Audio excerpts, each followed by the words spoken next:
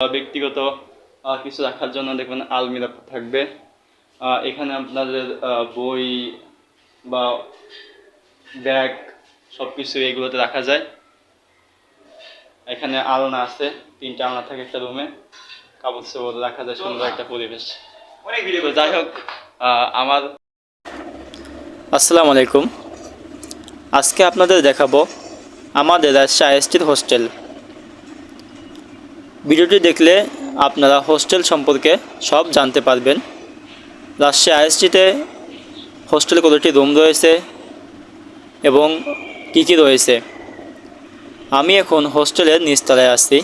নিচতলায় থেকে 3য় তলায় যাচ্ছি এবং যাওয়ার সময় হোস্টেল সম্পর্কে কিছু তথ্য শেয়ার করি।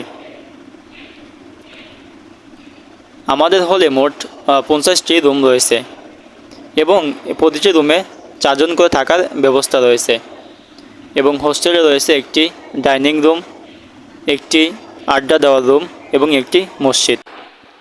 আমি আছি এখন 3য় তলায়। এরকম প্রতিটি তলায় সারিবদ্ধ রুম রয়েছে।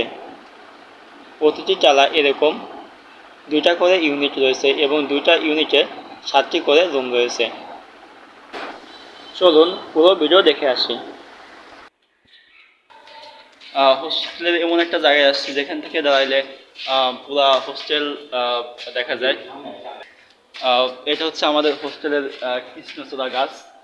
আর এইখান থেকে হোস্টেলের পুরো ভিউটাই দেখা যাবে। যেমন এইটা একটা সাইড আর এইটা একটা সাইড। আমার মূলত রুমটা ছিল ওই নিচে 202 রুম। রুমটাকে অনেক মিস করি। আর এটা হচ্ছে আমাদের শীতের সময় খেলার মাঠ। এটা হচ্ছে হোস্টেলের 3 তলা।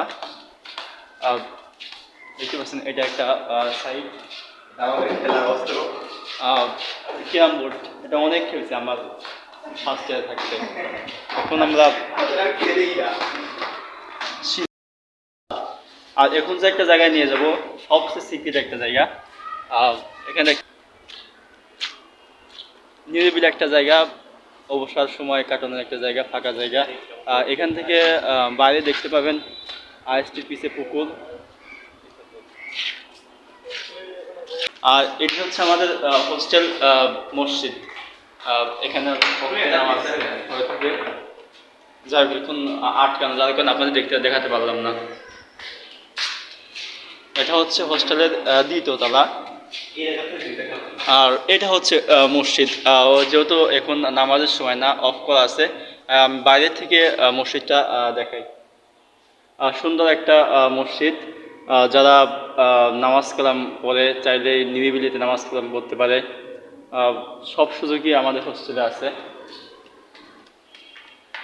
হোস্টেলে একটা নতুন সংযোগ সরকার পতন হওয়ার পরে দেখতে পাচ্ছেন মসজিদে মাইক লাগানো হয়েছে, যাতে হোস্টেলের যারা অবস্থান করে সবাই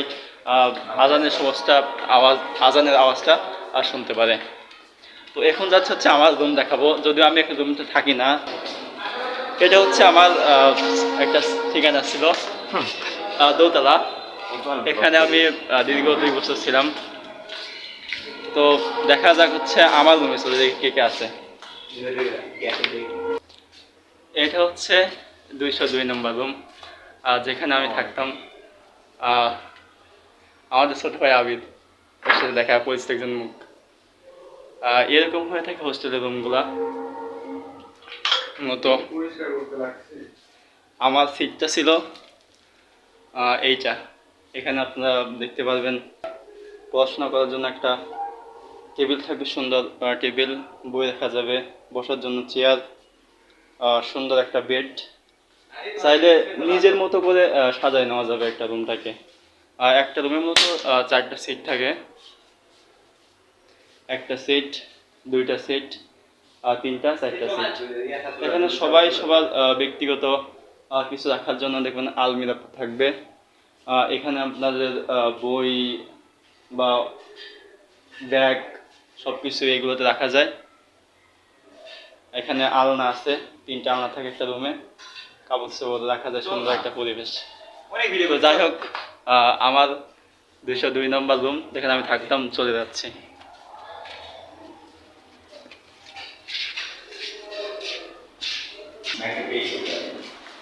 এখন যাচ্ছে হচ্ছে আমাদের ডাইনিং রুমে। ডাইনিং রুমে একটা বিশাল একটা স্পেস রয়েছে। এখানে সবাই বসে আমরা খাওয়া দাওয়া করি, সারাদিন পরে হয়তো রাতে বন্ধু বান্ধবের সাথে দেখা হয়, আড্ডা দেই, কত একটা ভালো একটা স্মৃতি কাটে আমাদের এখানে।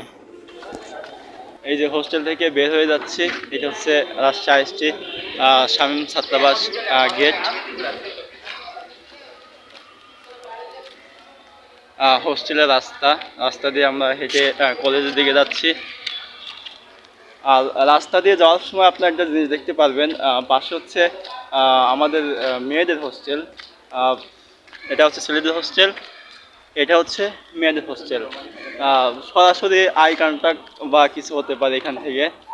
আর হোস্টেল থেকে কলেজের দূরত্ব একেবারেই কাছে।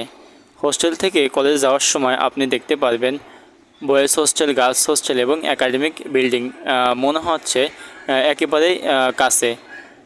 যেখান থেকে যাইতে সময় লাগে মাত্র 1 মিনিট, এবং এই 1 মিনিটের মধ্যে আপনি পাবেন প্রাকৃতিক ভিউ। আমাদের কলেজে কিছু বড় বড় গাছ রয়েছে যেখানে সারা বছর পাখি থাকে অনেক। তো আমাদের সাথে আমার বন্ধু মুমিন, একটা ভালো একটা নম্র ভদ্র একটা ছেলে, যদিও সে একটু করে, কিন্তু ওটা সমস্যা না। আইএসটি ম্যাথসের স্টাডি বিষয়ের যে কোনো ইনফরমেশন জানতে আমাদের পেজটি লাইক, কমেন্ট এবং সাবস্ক্রাইব করে রাখবেন। ইনশাল্লাহ অন্য কোনো দিন অন্য কোনো ভিডিওতে দেখা হবে। ধন্যবাদ।